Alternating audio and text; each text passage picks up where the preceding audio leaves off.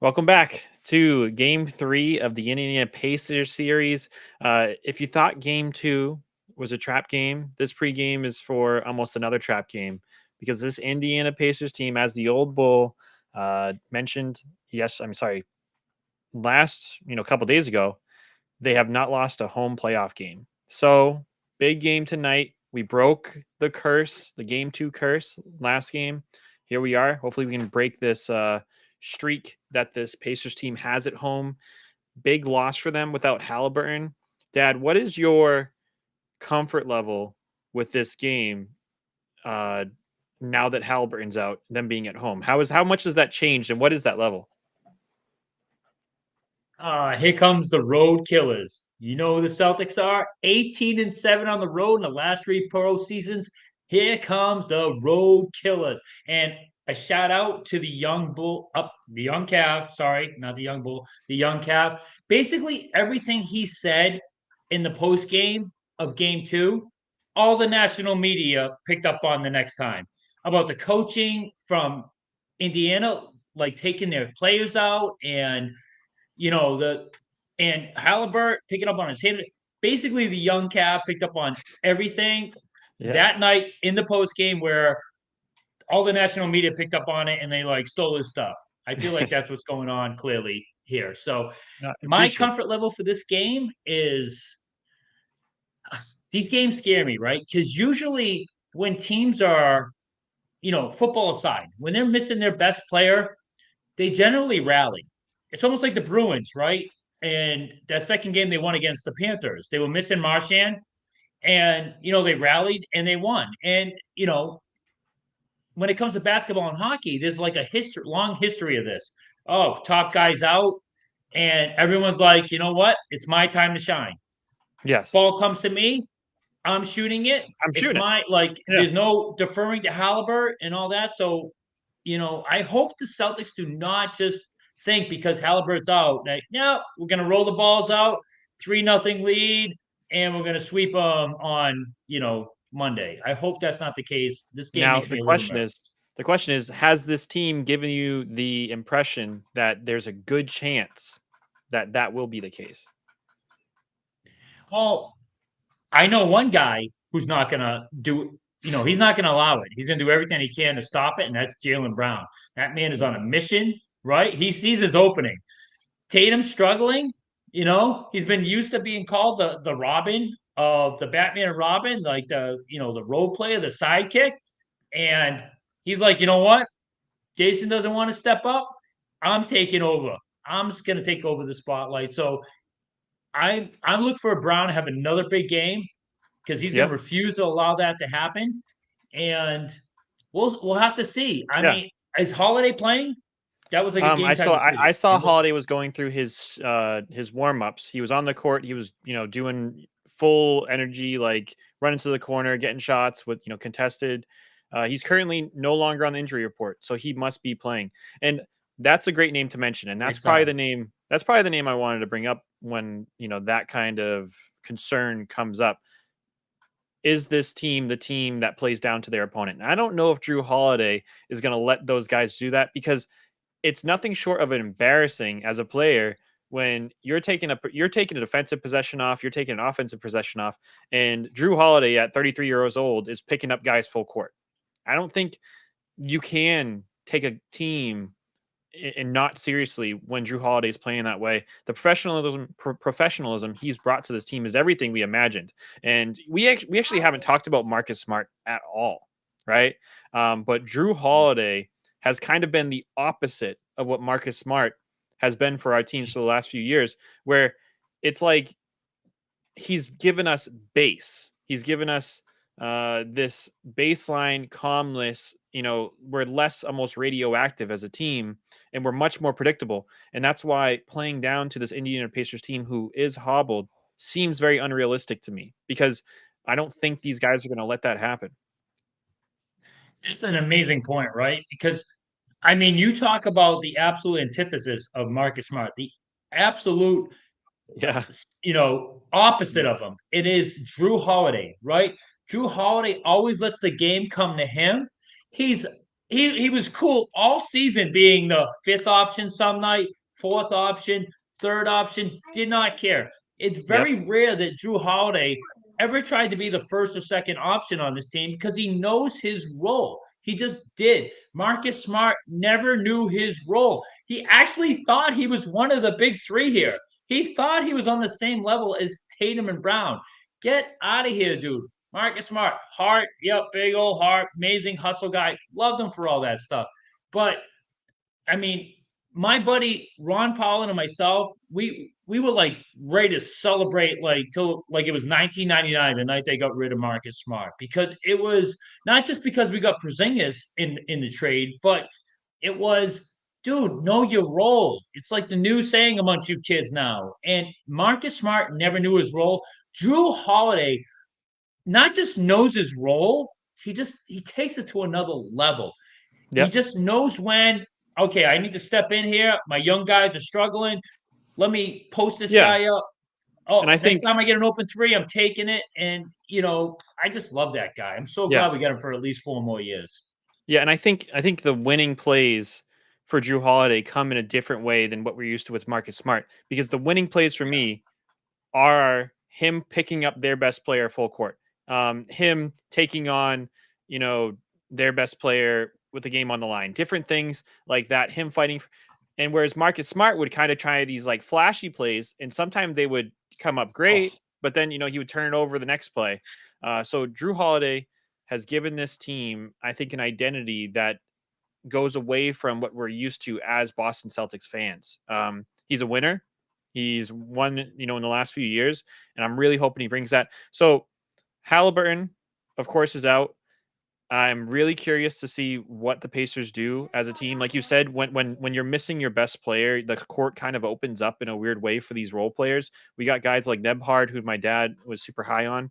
Um, yeah. they're going to have a lot more of a green light to do whatever they want. And they're NBA players. All these guys have shot a basketball more than probably all of us have done anything else in this world, right? So they're going to probably make shots, and it's about how this team responds. And I think just like in the Heat series and the Cavalier series, when the best player goes down and the best player happens to be their best ball handler, ball pressure becomes so important.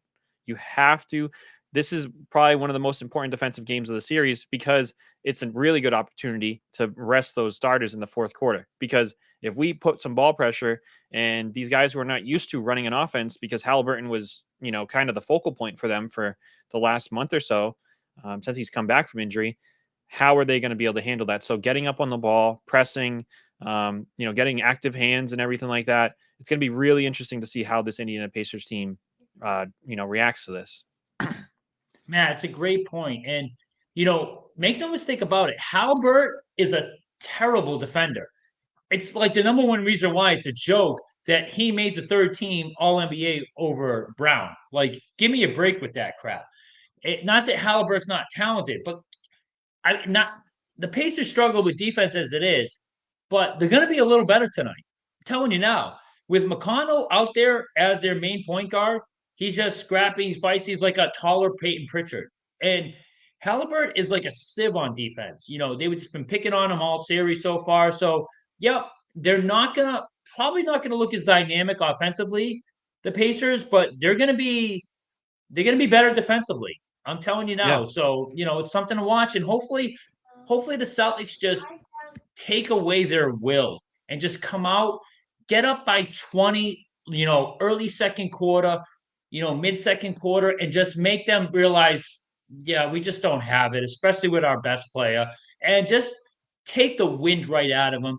The longer this game goes where it's close, and all these guys are like, hey, we're doing this without our best player against the best team in the league, the scarier it gets. I do not want this to be a 2-1 series. This is a golden opportunity here with their best player out. Let's get this to 3-0, because you know what? There's a chance the freaking Mavericks could sweep the Wolves. They're going back home. Like, I don't want to be in a position where we're in a long series and the Mavericks are like home resting. So if they're going to be home rested, I want the Celtics home resting. So we get up 3-0, and trust me, Halliburton's not playing in Game 4. He's He's not. done. His He's done. hamstrings are it drives me insane in pro sports. That has been one of my hugest pet peeves in all sports. Take an extra 10 friggin' minutes and stretch your hamstrings. When like Tyquan Thornton from the Patriots, those guys strain hamstrings. It gets me so pissed. It's like you're supposed to be a professional athlete. Take some extra friggin' time and stretch Yeah. your damn hamstrings because once you strain that, forget it. You're out for a while. You don't Yep. recover. So This again, now instead of a gentleman sweep, let's go for a real sweep and then be best prepared for the finals. Okay, and so just heads up, I made one mistake on Facebook, and that's why I was wondering why we didn't get anybody in here. I have to go and switch it from private to unprivate, so we miss people for the first 9 minutes. They'll be able to watch this back maybe during halftime if you guys have the time. I see somebody's watching now. Thanks for tuning in. One thing I will say about Haliburton too, and I read this on the Pacers kind of fan forum. They think that he rushed himself back because he needed to hit the 65 game cutoff so that he could get all NBA, so he could get his Mm, max contract, right? His super max contract. That that makes sense. and so he rushed back, hamstring injury. He never really he kind of got back into form in the playoffs, but hamstrings, like my dad, in every sport, my dad always talks about this. Hamstrings are one of the toughest injuries to deal with, one of the longest lasting, lingering issues. A lot of our wide receivers, the very few that we have from the Patriots have dealt with that in the past. So yeah, Halliburton's done. They're terrible because they come back. Like Yes. like even once you've done it, they usually generally come back at some point in the season again. They don't go away until you've had a full off season to rest. So, Yeah. you know, Yeah. that's why it just drives me nuts when my Boston sports players get them. It's like, dude, So you're a friggin' professional athlete. Take an extra 10 minutes to stretch your damn I hamstrings. know my dad does it in Disney. He was laying on the ground up Oh against my walls God. and Constantly. so if my dad could do it in Disney, these players can do it pregame. So and there was a few times I saw Halliburton fall and he was actually trying to stretch his hamstrings as he was on the ground. And it's like, man, dude, you got to do that pregame. Like, what are you doing? So I mean, big game. If anything, what Carlisle showed us is that this team has so much quit in it. I think more quit than any team I've ever seen, especially in that fourth quarter last game. If they were hoping for the home court to Mm, save them, then it's a very interesting strategy. And that's why, like my dad said, we got to go up big early because they were, I mean, those 7 minutes, 8 minutes of gameplay, they didn't play Miles Turner and Siakam. I think was, if that was meant to see some sort of reinvigorated version of those guys this game, we're going to see early because I don't think it was enough. I think they should have fought back in that game, but we'll see. I think big game tonight. Vegas actually has it only at 7.5 point favorites, which is shocking. And that's after mm, Halliburton's out. So I think the Celtics definitely cover that. And I think that any sort of hot shooting, we kind of see similar games to what happened against the Cavaliers when Mitchell went out, where they get the hot shooting in the beginning, but as the game goes on, the law of averages happens, and the guys who usually don't make those yeah. shots don't make those shots, and it's probably gonna run away from them. So, yeah, Dad, that's my take. I think we cover that 7.5 point spread. What about you? I don't know. These games scare me. Best player out. I would stay away from the betting and I Listen, would you just gotta listen. That's our job. We uh, have to talk about it. You make a decision. yeah, Make a decision. I would stay away from it. I would not lay down 7.5 points. It's just Wow. we're on the road and teams just generally rally. If it was 7.5 and the Celtics were up 3 games to nothing, I would be like, yeah, oh, that's way too low. Take it because teams just once they realize they're not going to win and the vacation is on the horizon, they generally just lay down. So I think no, I I don't yeah. like the 7.5. I would not lay that down. I don't care if the Celtics win by one tonight. Just win, put themselves in a 3-0 position, and hopefully Porzingis comes back for game 4 just to get some work, and get ready for the finals. That's how I Yeah. want it to go. But tonight's again, watch the Pacers are gonna fight. They're gonna fight. I'm telling you right now, they're gonna be a little better defensively, not just because they're at home, Yeah. because Halliburton is terrible defensively, and McConnell's better. So, you know, We'll see. I We'll hope see. for a nice easy wins. We'll see. I hope the young Cav is right. Absolutely. Yeah. I think that their offense is going to be very different. The speed in which the offense moves, everything's going to be different. It's going to be a lot through Siakam. So it's going to be interesting how that goes. The other thing, like my dad said, has been preaching, stay healthy. do what we got to do to stay healthy. If we have to Yes, win by knock on one, wood. but we stay healthy, then that's fine.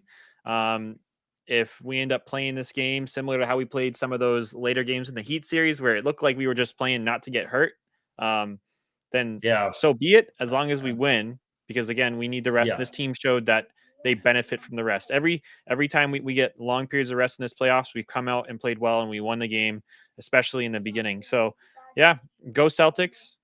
Big game today. We'll be back for the post game for sure. Hopefully celebrating a And 3-0. listen, people, wish the young Cav a happy birthday because midnight tonight. That is Yeah, right. Birthday boy, 31. 31. You old fart. Get Yeah, out of here with that. 31. 31 years You like old. a So 31-year-old kid.